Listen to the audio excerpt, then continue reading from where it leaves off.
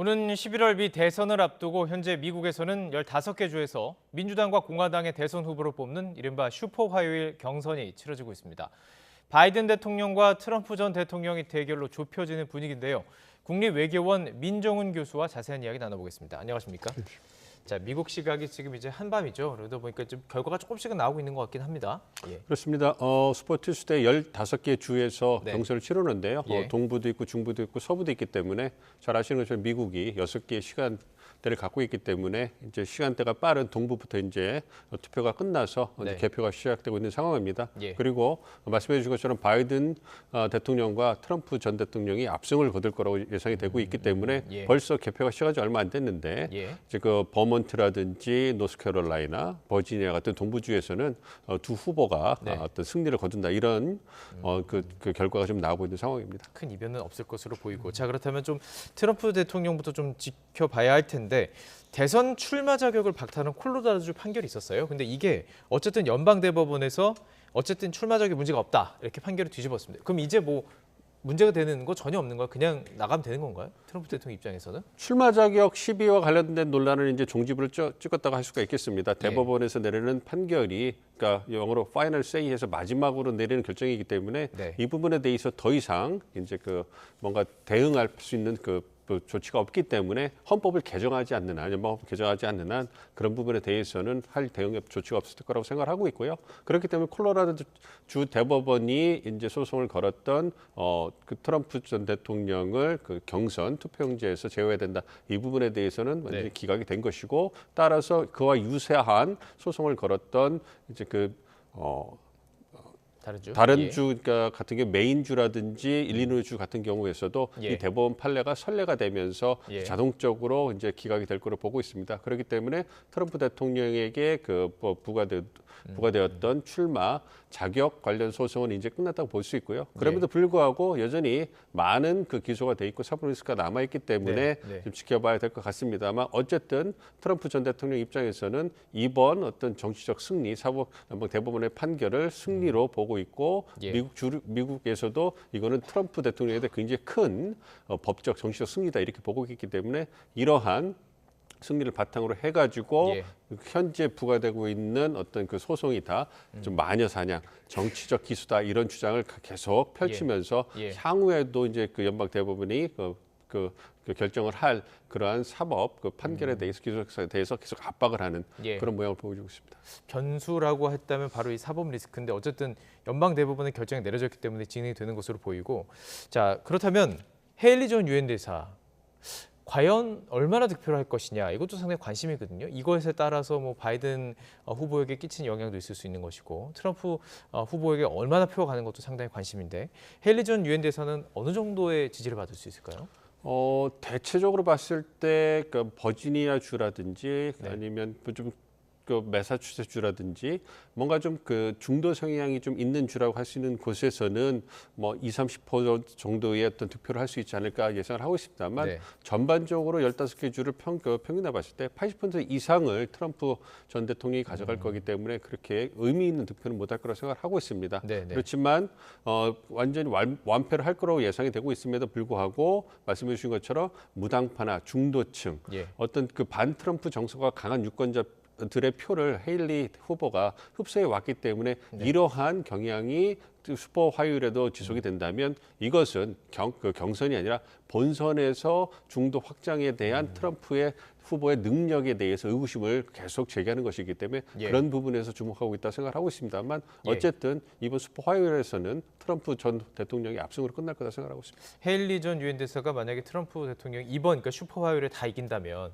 사퇴할 가능성도 있을까요?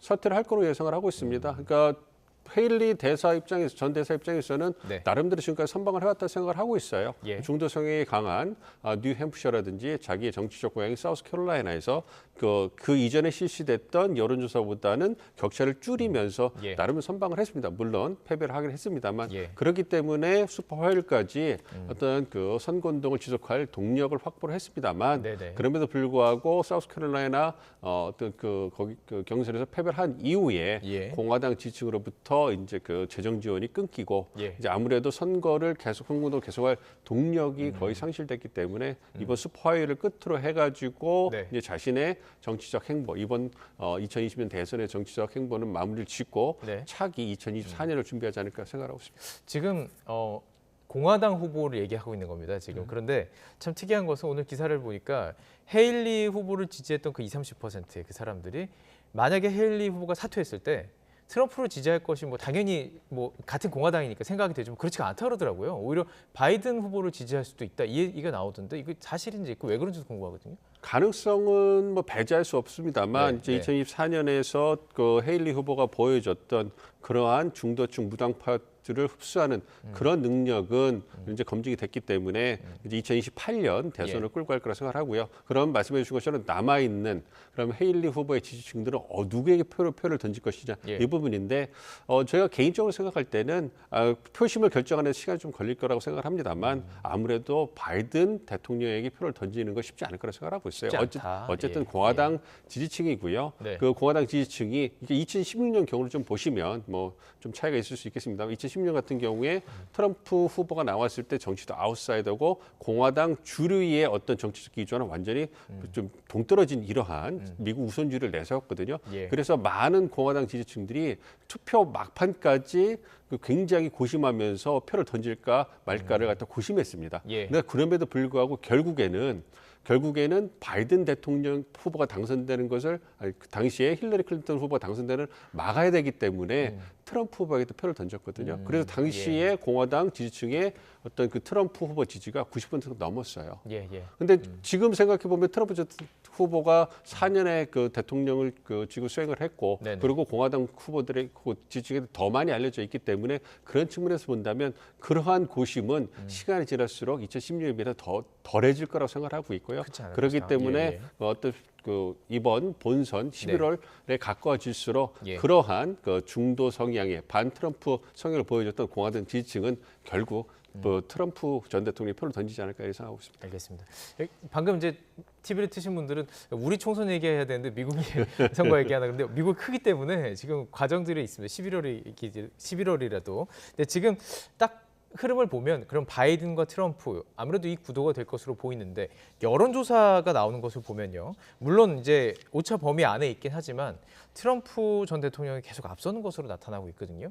이 성향을 계속 왜 이런지도 궁금하기도 하고 이대로 계속 갈 건지 뭐 그거 안다면은 뭐 사실은 뭐 대단한 거긴 하겠지만 어떻게 전망하시는지 궁금합니다.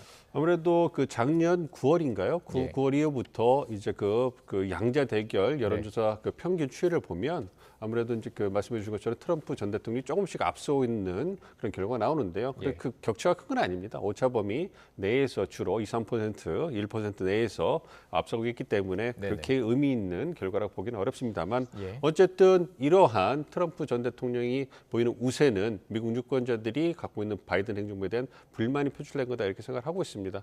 아무래도 바이든 행정부에 대한 평가 성격이 강한 투표이기 때문에 네. 그런 걸 본다면 미국 내 경제 상황, 그러니까 인플레이션이 너무 심하기 때문에 이제 장바구니 물가가 굉장히 어려운 상황이거든요. 예. 그러니까 미국의 경제가 전반적으로 개선되고 있다고 하지만 그럼에도 여전히 미국 내 인플레이션이 심하기 때문에 그런 부분에 대해서 불만이 있을 거라고 생각을 하고 있고요. 네. 이와 더불어서 아무래도 미국이 이제 직접적이진 않습니다만 두 개의 전쟁에 관여를 하고 있잖아요. 예. 이런 부분에서 특히 이스라엘과 하마스 전쟁이 있어가지고 이제 이스라엘에 대한 전폭적인 지지를 바이든 행정부가 보여주면서 아랍계 미국인들에 대한 또 불만이 표출되는 부분이 있습니다. 그런 예, 부분도 예. 있고요. 그리고 흑인이나 젊은층 같은 부분에 대해서 어떤 그 직접적으로 혜택이 되는 정책을 보이지 못한 거 아니냐 이런 불만도 현재 상황에서는 표출되고 있기 때문에 예. 이러한 부분이 여론조사에 반영된 것이 아닌가 생각을 하고 있습니다만 네네. 말씀드린 것보다 가장 중요한 것은 미국 내 경제 상황이거든요. 그런데 각종 지표를 보면 미국 내 경제 상황이 개선되고 있기 때문에 네. 이러한 부분이 올 상반기 지나면서 판세에 어떤 영향을 미칠 것인가 이거는 저희가 주목해 봐야 된다고 생각하고 있습니다. 바이든 대통령 측도 지금 민주당 단독 후보 입지를 뭐 굳혔는지도 궁금하긴 한데 지금 나이가 지금 81세잖아요. 이 부분도 좀 걸림돌이 되지 않을까요? 그 부분이 가장 이제 그 민주당 지지층에서는 우려하는 상황인 거고요. 네. 중도층에서는 이제 불만인 상황인 거죠. 예. 이제 그 민주당 경선에서는 현직 대통령이 재선을 위해서 나오기 때문에 뭐 이론의 여지 없이 이제 바이든 대통령이 압승을 거두고 당선이 될 거라고 생각을 하고 있고요. 네. 그럼에도 불구하고 이제 중요한 거는 11월 본선이잖아요. 예. 본선에서 바이든 대통령이 트럼프 전 대통령을 이길 수 있을 것인가 이 부분에서 가장 걸림돌이 되는 것이 말씀드린 미국의 경제 상황과 예. 고령 리스크란 말이에요. 그러한 부분에서 유권자들이 의구심을 던지고 있는데 이제 이 고령 리스크 같은 경우에는 단기간 해결될 수 있는 부분이 아니지 않습니까? 그렇죠. 예. 그렇기 때문에 이 부분은 거의 이제 기초가 되면서 네. 미국의 경제 상황이나라든지 아니면 트럼프 전 대통령의 사법 리스크 같은 이런 부분에 대해서 뭐 고령 리스크에 대해서 불만이 있음에도 불구하고 예. 그러한 이슈로 옮겨가면서 예. 표심을 결정하지 않을까 생각하고 있습니다. 미국의 어떤 선거 결과지만 사실 외교에 있어서는 우리나라에 끼친 영향이 상당하기 때문에 좀 시각을 좀 살짝 돌려보도록 하겠습니다. 뭐 바이든 행정부가 유지가 된다라면 지금과 뭐 비슷하겠지만 만약에 트럼프 대통령이 다시 행정부를 차지하게 된다면 우리 입장에서는 여러 가지 변수들이 있을 수 있는데 벌써 지금 얘기 나오는 게 뭐냐면 우리 정부 방위비 협상이에요. 이거 계속 트럼프 대통령이 계속 얘기했던 전 대통령이 과거에 계속 얘기했던 부분이기 때문에 아예 그렇기 때문에 지금 벌써 이제 협상에 속도를 내는 모습이기도 한데 당장 영향을 주겠죠. 어떻게 보십니까? 그렇습니다. 아무래도 저희가 4년간의 트럼프 행정부 때 4년간의 경험이 있지 않습니까? 어떤 방위 분담금, 거래 중심 동맹 간에 기초로 해가지고 정치적 말폭탄을 쏟아내면서 어떤 한미 관계라든지 동맹의 신뢰를 흔드는 그런 모습을 미국 측에서 보여줬기 때문에 이러한 부분에서 우리 정부가 대비를 하고 있다고 생각하고요. 그보다 더 중요한 거는 그 협상의 일정을 좀 고려해 보시면 좋을 것 같아요. 그러니까 방위비 협상이라는 것이 이제 아무래도 단기간에 끝나는 것이 아니라 최소한 6개월에서 1년 정도 걸리는 장기간의 협상이고요. 굉장히 중요한 협상이기 때문에 양측의 대표단이 꾸려져서 이제 여러 차례 협상을 통해서 의견을 좁혀가는 과정을 거칠 수밖에 없거든요. 그런데 미국 내 정치 상황을 보면 올해 11월에 대선이 끝나고 내년 1월 22일에 새로운 행정부 출범합니다. 그럼 출범하고 나면 아무래도 한 6개월 정도 시간이 내각을 구성하고 어떤 진영을 갖추는데 걸리거든요. 그러면 내년은 7, 8월은 된단 말이에요. 그러면 현행 그 방위비 협정이 내년 말에 종료가 되기 때문에 그럼 8월 이후에 협상이 시작되면 일정이 굉장히 촉박하잖아요. 촉박하네요. 그렇기 때문에 그런 부분을 고려해서 올해 초에 이제 시작된다. 이 부분이 가장 크다고 생각하고요. 그리고 이제 그 추가적으로 우리 정부가 대비하는 것은 말씀하신 것처럼 트럼프 대통령이 재선됐을 때 어떤 방위 분담을 가지고 이제 우리를 정치적으로 공격하는 부분에 대해서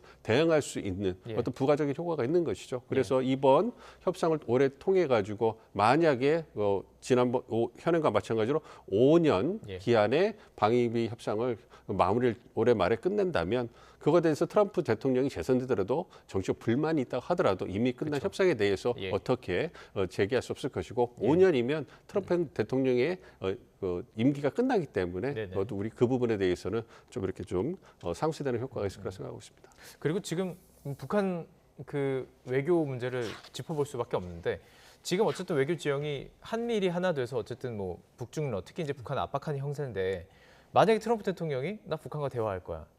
뭐 전에 이제 보도 나왔던 대로 핵 그냥 없애지 않아도 멈춰만 줘도 뭐 협상할 거야. 이런 식으로 하면서 뭔가 우리를 소외시키게 된다면 우리 외교 전략 자체가 조금 무너지는 셈 아니겠습니까? 이건 어떻게 전망하시는지 궁금합니다. 이제 트럼프 대통령이 재선이 되게 되면 어떤 정상 외교, 북한과의 정상 외교는 좀 활성화되지 않을까 이렇게 생각을 하고 있습니다. 물론 현재까지 워싱턴 측의 그 동향을 보면 트럼프 2기 행정부 재선이 된 경우에 2기 행정부의 대북 정책 기조대에서는 정확하게 나온 게 없습니다. 그렇지만 아무래도 제3의 길을 찾는다고 하더라도 트럼프 후보의 성향을 본다면 스타일을 보면 정상 외교를 하고 뭐 김정은의 관계가 좋다, 나만이 어떤 북한을 다룰 수 있다. 뭐 이러한 자신감이 넘치잖아요. 뭐 그런 부분을 본다면 정상회견을 제기할 것이고 북한 김정은 위원장 입장에서도 뭐 만나자고 하는데 안 만날 이유는 없겠죠. 그래서 정상회교가 다시 활성화되는 모습을 보이겠습니다만 북한 비핵화에 있어서 진전을 보일 건가 이 부분은 별개 문제로 좀 보고 있습니다. 북한이 핵을 포기할 가능성은 크지 않고 러시아의 도움이라든지 작년에 북한이 어떤 군사적 재고안에 있어서 굉장히 퍼포먼스가 좋았기 때문에 상당한 자신감을 갖고 있는 것으로 보입니다. 그래서 북한과 러시아, 그다음에 그 중국과의 관계를 바탕으로 해가지고 지속적으로 핵 능력을 완성해 나가려고 하기 때문에 이러한 상황에서 어떤 미국과의 협상을 통해 가지고 핵을 포기하고 경제 발전 길로 나갈 것인가 이거에는 상당한 의구심이 있기 때문에 비핵화에 있어서는 회의적이지만 어쨌든 정상회의를 통해 가지고 두 정상 정상이 만나는 이러한 모습은 제한될 수 있기 때문에 예. 이러한 부분에 대해서 우리 정부가 이제 면밀하게 지켜보고 대응책을 마련할 필요가 있다고 생각하고 있습니다. 방위비 분담 협상도 빨리 시작한 만큼 이 부분도 빨리 좀 움직여야 되지 않을까 싶어요. 북한도 좀 움직이는 모습들이 좀 보이거든요. 뭐 독일 외무부 대표단이 뭐 방북을 한다거나 유엔 북한 주재 상주 조정관 임명했다. 뭐 이런 북한도 뭔가 외교를 준비하는 느낌들이 들기 때문인데 자 이런 상황에서 일본으로 좀 시선을 돌려볼게요. 기시다 일본 총리가 다음 달 11일 미국을 방문하게 되는데 이때 의회 연설이 예정이 되어 있습니다. 일본의 행보는 어떻게 좀 분석하고 계세요? 그러니까 일본 선거전인데? 예. 입장에서는 그 미일 동맹이 가장 중요한 안보의 축이기 때문에 예. 미국과의 관계를 어떻게 관리하느냐 이것이 어떤 일본 리더들의 어떤 안보 외교 정책에서는 가장 중요한 고려 사항입니다. 그리고 9년 만에 국빈 방문을 하는 걸로 알려져 있고요. 국빈 방문을 하면서 연방국에서 연설을 하는 걸로 예정돼 있기 때문에 이러한 부분에서 이제 준비를 하고 있는 것을 보고요. 그리고 어쨌든 미국이 올해 대선을 통해 가지고 새로운 행정부가 만들어질 거기 때문에 새로운 행정부가 만들어지기 전에 바이든 행정부와의 관계를 다시 한번 돈독히 하고 예. 일본이 미국의 중요한 파트너고 미국이 하는 일에 일본이 협조를 해서 예. 미국의 세계 전략이라든지 어떤 지역 평화를 유지하는 데 기여를 할 것이다. 예. 특히 현재 그 미국이 두 개의 전쟁이 관여하고 있는데 이러한 부분에서 핵심 동맹인 일본이 보다 적극적인 기여 역할을 통해 가지고 미국과 함께 하겠다. 이런 메시지를 던져 가지고 미일 관계를 돈독히 하려는 그런 움직임을 보일 것이고요. 예. 그리고 이와 더불어서 조용히 이제 그 트럼프 쪽 관련된 그 정보를 수집하고 커넥션을 계속 만들어 나가는 이런 행보를 보일 거라고 생각을 하고 있습니다. 예, 알겠습니다. 우리 그럼 뭘 준비해야 될까요? 한미일 이 상황 속에서 뭐 트럼프 대통령이 나올 수도 있고 바이든 행정부가 유지될 수도 있고 이런 상황 속에서 길진 시간이 많지는 않지만 어떤 것들을 저희 준비해야 될 거 짧게 지켜보긴 했지만 예. 일본과 마찬가지로요. 우리 네. 정부도 좀 다각도로 좀 준비를 하고 있습니다. 네. 특히 이제 현재 민주당 정권이기 때문에 그 한미 동맹 공과를 바탕으로 해서 이제 안보라든지 통상 경제 통상 부분에서 우리 이익을 지키기 위해서 노력하고 있고요. 네. 이와 더불어서 조용하게 트럼프 2기가 됐을 때 어떠한 통상이나 안보 측면에서 파장이 있을 수 있을 것인가에 대해서 준비를 하고 있고 네. 조용하게 어떤 그 연결고리를 만들어 나가고 있기 때문에 그런 부분에서는 어떤 트럼프 2016년보다는 훨씬 더 체계적이고 어떤 그 면밀한 그런 준비를 하고 있다 말씀드릴 수 있겠습니다. 조용한이 핵심인 것 같네요. 그렇습니다. 이게 어떻게 될지 모르는 거기 때문에 네, 알겠습니다. 국립외교원 민정훈 교수와 자세한 이야기 나눠봤습니다. 고맙습니다.